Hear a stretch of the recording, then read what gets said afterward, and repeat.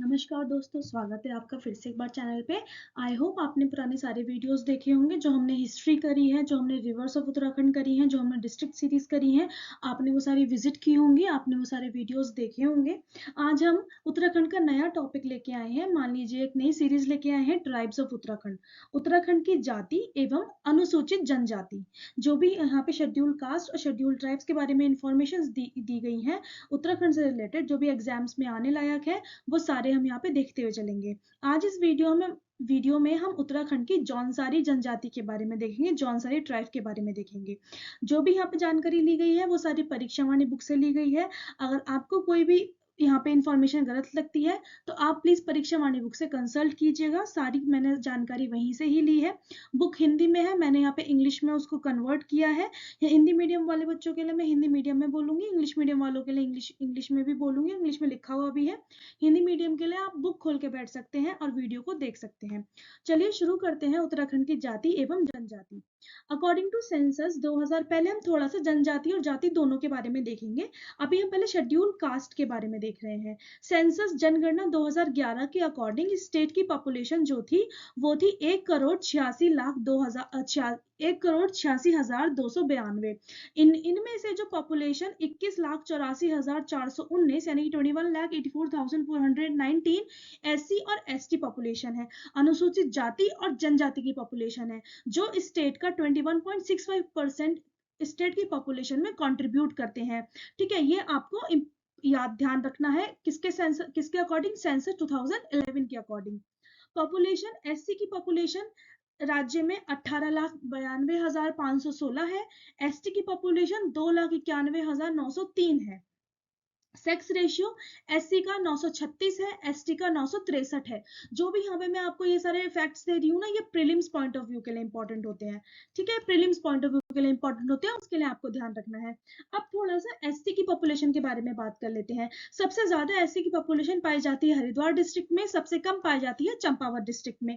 Top 5 district जिसमें SC की population maximum है, सबसे ज्यादा हरिद्वार में, फिर Udham Singh Nagar second, third Dehradun, fourth Nainital and fifth Almora. ये बढ़ते से घटते क्रम में, यानी कि सबसे ज्यादा, उससे कम, उससे कम, उससे कम, उससे कम।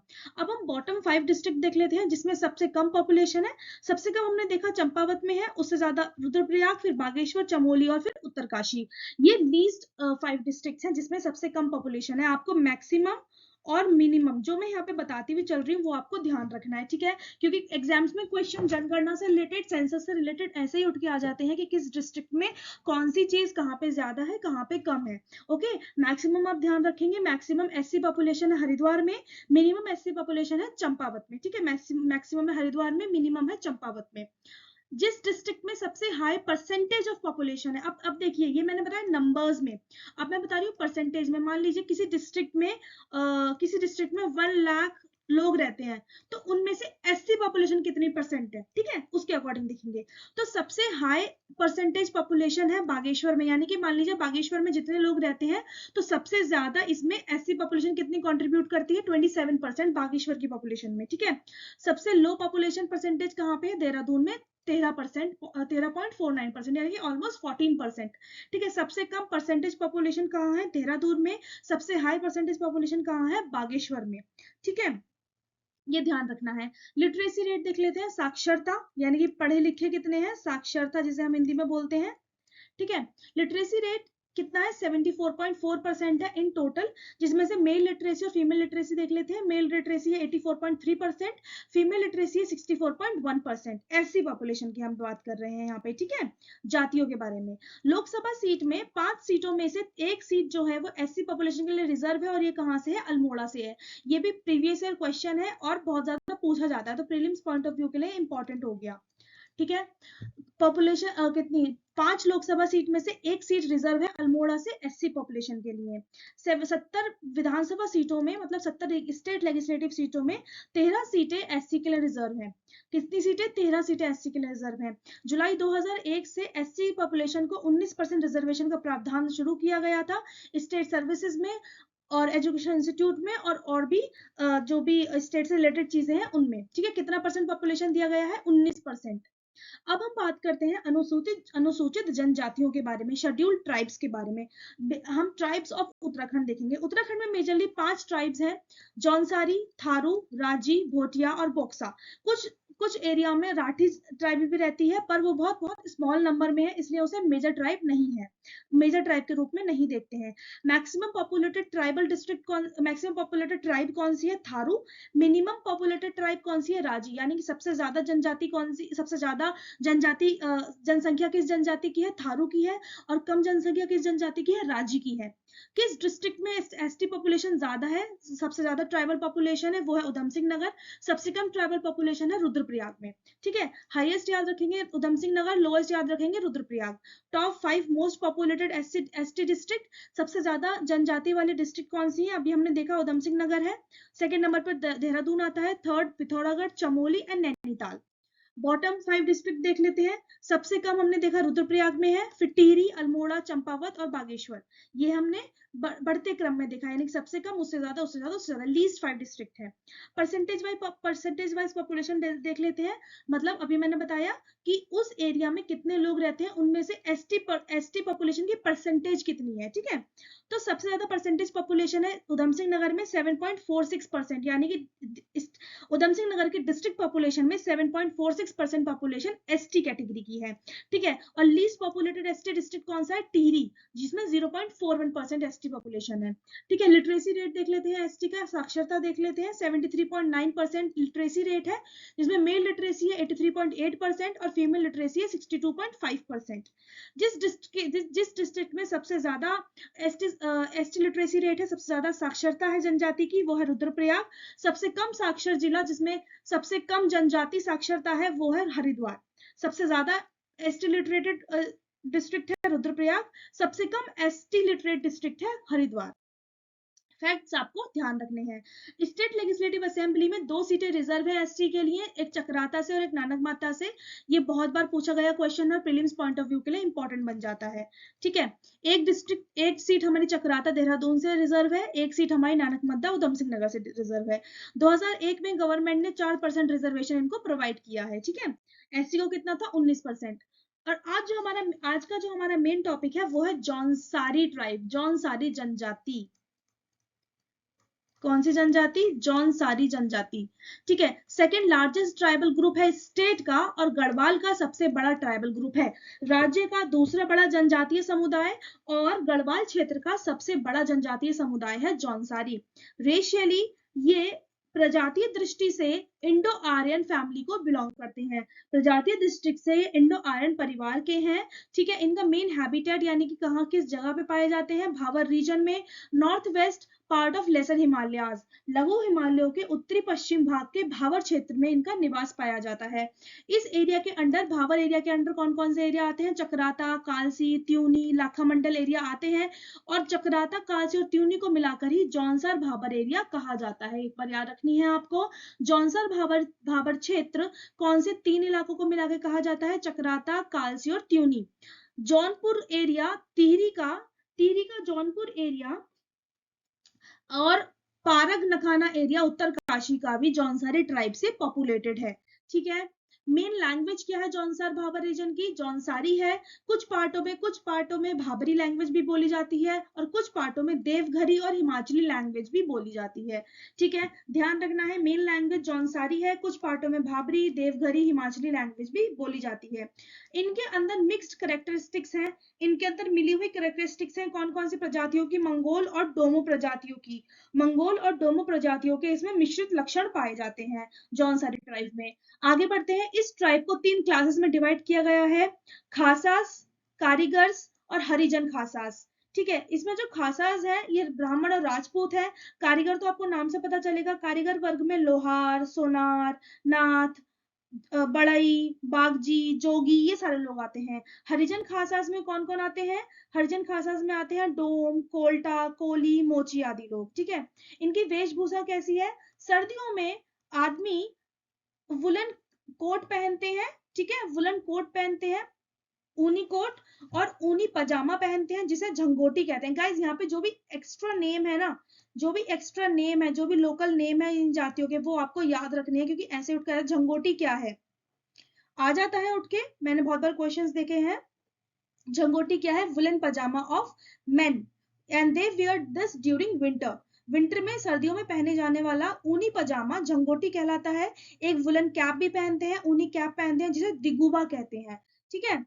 और औरतें क्या पहनती हैं? विलन कुर्ता पहनती हैं, ऊनी कुर्ता, ऊनी घाघरा और धोत पहनती हैं। एक बड़ा सा रुमाल अपने सर पे बांधे हुए, जो होती है ना, बड़ा सा रुमाल सर पे ऐसे लपेटा हुआ होता है, तो ये होता है धोत, ठीक है, याद रखना है ये भी हमें। और गर्मियों में आदमी पहनते हैं चूड़ीदार पजामा, क्लोज्ड नेक कोट और कॉटन कैप। चूड़ीदार पजामा, बंद गला कोट और सूती टोपी पहनते हैं। औरतें क्या पहनती हैं? कॉटन घाघरा पहनती हैं, कुर्ती कमीज पहनती हैं जिसे झागा कहते हैं। कुर्ती कमीज को क्या कहते हैं? झागा कहते हैं और झग्गा कहते हैं। और चोली पहनते हैं, चौलती कहते हैं, ठीक है, इसे चौलती कहती है। कुर्ते के ऊपर, कुर्ते के ऊपर औरतें क्या पहनती है? चोली पहनती है, जैसे कि जौनसारी लैंग्वेज में क्या कहते हैं? चौल्टी।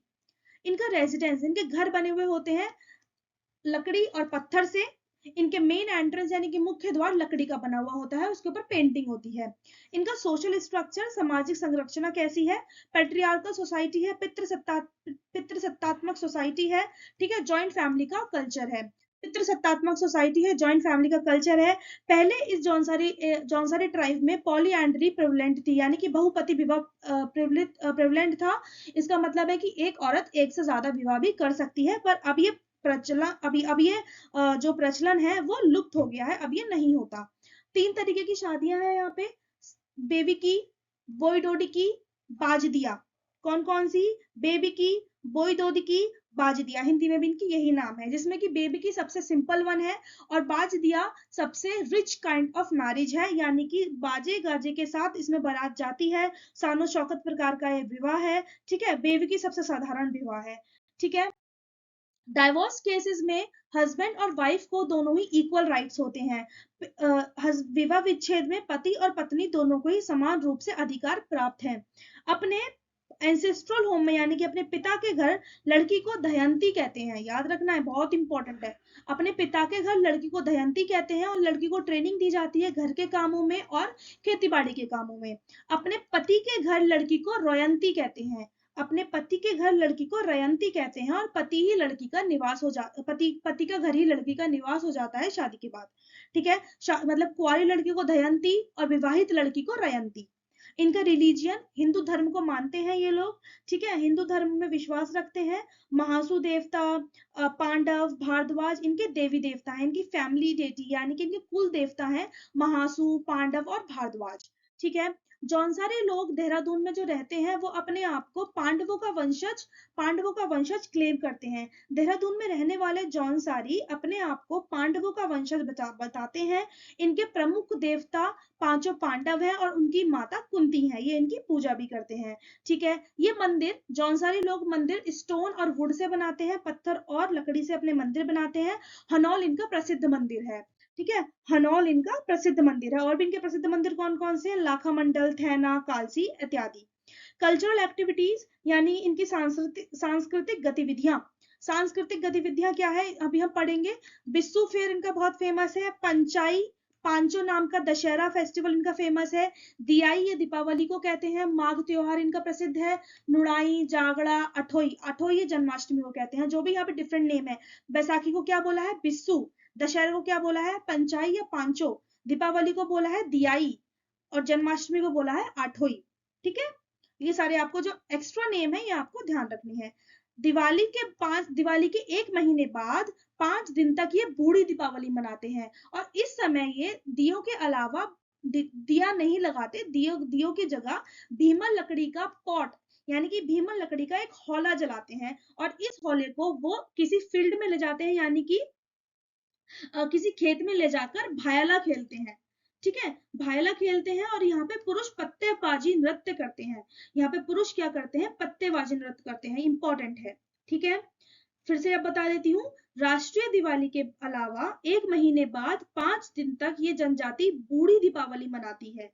इस अवसर पर दीप की बजाय अपने आंगन में भीमल लकड़ी का एक हौला जलाते हैं, ठीक है। भीमल लकड़ी का हौले को फिर एक खेत में ले जाते हैं। उस खेत में ले जाने के बाद वहां पे भायलो खेलते हैं और पुरुष वहां पे पत्तेबाजी नृत्य करते हैं। डन। हो गया क्लियर। फिर आता है जागड़ा, फिर आता है पंचाई या फिर दशहरा। पंचाई यहाँ की भाषा में जिसे पांडव फेस्टिवल कहते हैं, पांडव त्योहार कहते हैं, ठीक है यहाँ की भाषा में।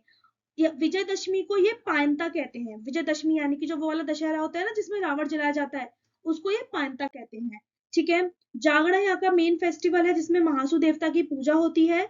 जागड़ा महासु देवता का त्योहार है जो कि भादो के महीने में आता है, भादो मंथ में आता है। महासु देवता को मंदिर से ले जाया जाता है और टॉन्स रिवर में, टॉन्स नदी में स्नान कराया जाता है, ठीक है। जो भी इसके इंपॉर्टेंट फैक्ट हैं, जैसे कि टॉन्स रिवर में किस देवता को स्नान कराया जाता है, महासु देवता को। कौन सी फेस्टिवल के दौरान, जागड़ा फेस्टिवल के दौरान। और जागड़ा फेस्टिवल कौन सी जनजाति का है, जौनसारी जनजाति का है, ठीक है।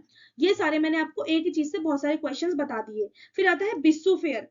बिस्सू फेयर जिसे हम वैसाखी में लगने वाला फेयर है, अप्रैल के महीने में होता है, ठीक है। अप्रैल के महीने में मनाया जाने वाला बिस्सू या बैसाखी त्योहार बैसाखी से 4 दिन पहले शुरू हो जाता है, ठीक है। बैसाखी से 4 दिन पहले शुरू हो जाता है और 4 दिन तक मनाया जाता है। इन 4 दिनों में चौलीथात, झांडा डांडा, चौलीथात, ठांडा डांडा, चौरानी, नागथात, लूहन डांडा, घिरती, नगाई डांडे, इन जगहों पर मेले लगते हैं, ठीक है। नाम आपको देख लेने हैं सारे। अब बिस्सू फेयर में 4 दिनों तक इन विभिन्न विभिन्न जगहों पर मेले लगते हैं, ठीक है। इस मेले में चावल से बने पापड़, जिन्हें लोकल लैंग्वेज में लाडू या फिर शकुली कहते हैं, ठीक है। चावल से बने पापड़ जिन्हें लोकल लैंग्वेज में, जिन्हें स्थानीय भाषा में लाडू या शकुली कहा जाता है, इन मेलों के मुख्य पकवान है, मेन डेलिकेसी है, मेलों के मुख्य पकवान है।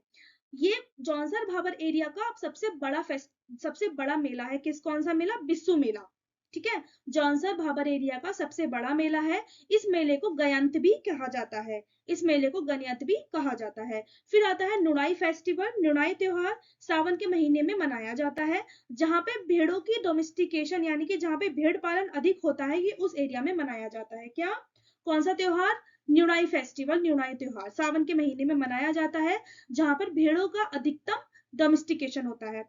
फिर आता है वीर केसरी फेस्टिवल, वीर केसरी त्योहार या फिर वीर केसरी मेला, सॉरी त्योहार नहीं, वीर केसरी मेला हर साल 3 मई को लगाया जाता है चौलीथात में।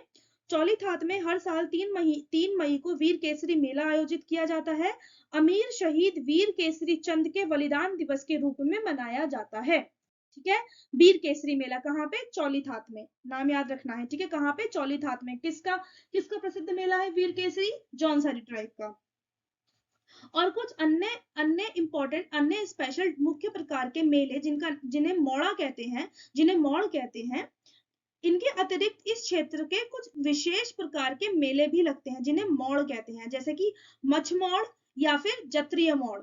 मछमोड़ या फिर जत्रीय मोड़। मछमोड़ में लोग किसी नदी में क्या करते हैं, पाउडर डालकर मछलियों को बेहोश कर देते हैं और फिर सामूहिक रूप से उन मछलियों को पकड़ते हैं। इसमें केवल पुरुष ही भाग लेते हैं, किसमें, मछमोड़ में, ठीक है। Only mail participated, only mail participates, ठीक है। सिर्फ पुरुष ही पार्ट लेते हैं मछमोड़ में, ओके। आगे बढ़ते हैं।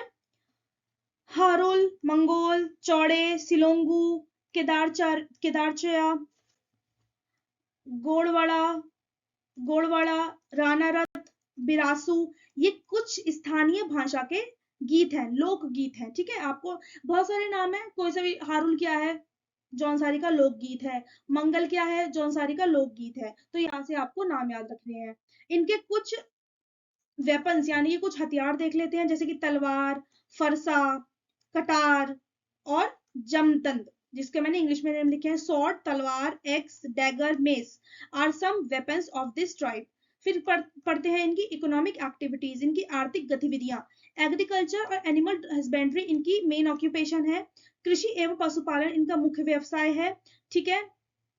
फिर इनका पॉलिटिकल ऑर्गेनाइजेशन देख लिया। इसमें मैंने आपको बता दिया था कि जो इनकी सोसाइटी 3 पार्ट में बटी हुई थी, खासास, कारीगर और हरिजन खासास। इसमें जो खासास होते हैं वो ब्राह्मण और राजपूत होते हैं और काफी संपन्न होते हैं, यानी कि रिच कैटेगरी में होते हैं। ठीक है, कारीगर जो होते हैं वो अपना अपना काम मजदूरी करके गुजारते हैं। जो तीसरा वर्ग होता है हरिजन खासास, उनकी स्थिति इतनी ज्यादा अच्छी नहीं होती खासास और कारीगरों के तुलना में। ठीक है, उनकी स्थिति इतनी ज्यादा अच्छी नहीं होती, वो थोड़े गरीब तबके के लोग होते हैं।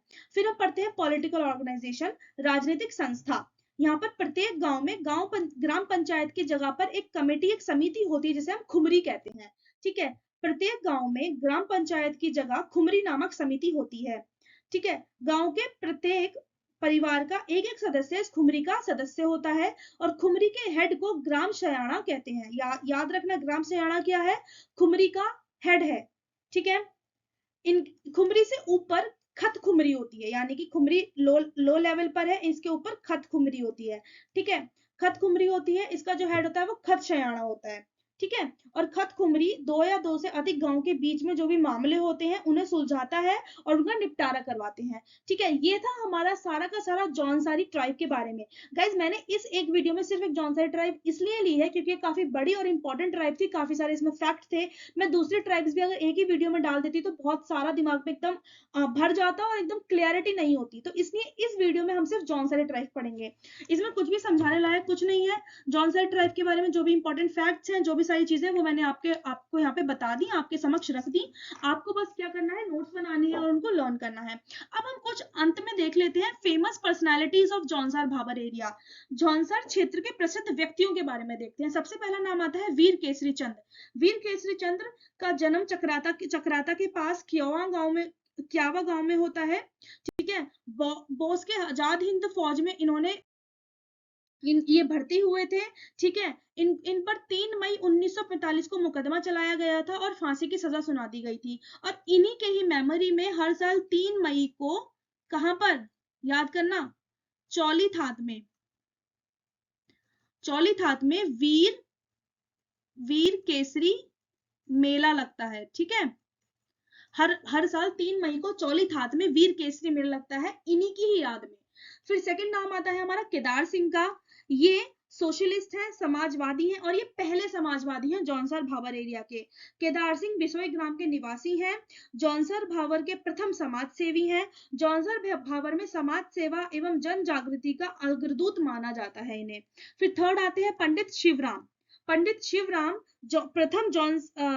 शिवराम कविता के क्षेत्र में प्रतिष्ठा रखने वाले कवि हैं। जौनसार के प्रथम कवि हैं, first poet of Jaunsar Bhabar area. और इनकी पोएट्री सबसे फेमस कौन सी है? वीर केसरी इनकी जो कविता है वो काफी फेमस है। फिर फोर्थ नाम आता है हमारा भाव सिंह चौहान का। भाव सिंह चौहान प्रथम जौनसारी व्यक्ति हैं जिन्होंने मसूरी एवं इलाहाबाद में शिक्षा प्राप्त की थी। He was the first Jaunsari who took education from Mussoorie and Allahabad.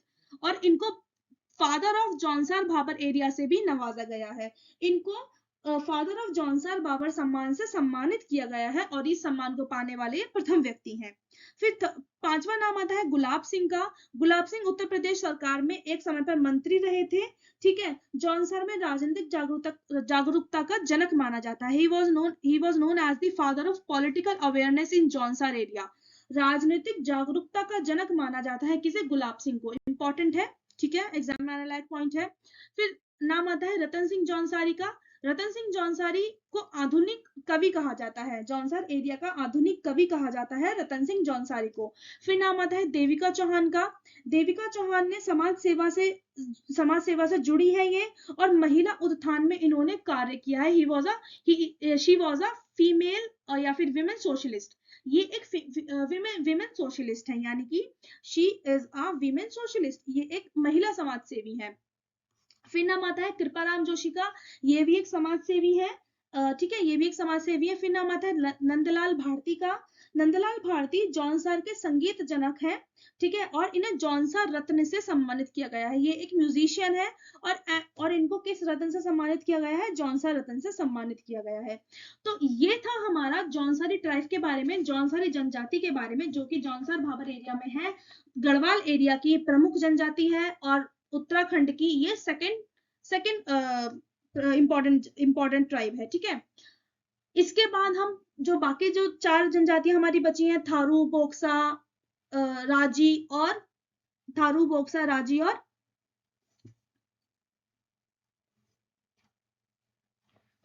उसके बारे में भी हम देखेंगे, ठीक है। आने वाले वीडियोस में हम उन सारे ट्राइब्स के बारे में देखेंगे और पढ़ेंगे। इस वीडियो से बस इतना ही मेरी तरफ से। अगर आपको वीडियो पसंद आया है तो आप जानते हैं आपको क्या करना है, आपको लाइक शेयर और सब्सक्राइब करना है, ठीक है। कल हम मिलेंगे नए वीडियो के साथ, नई जनजाति के साथ। तब तक आप चैनल से जुड़े रहिएगा।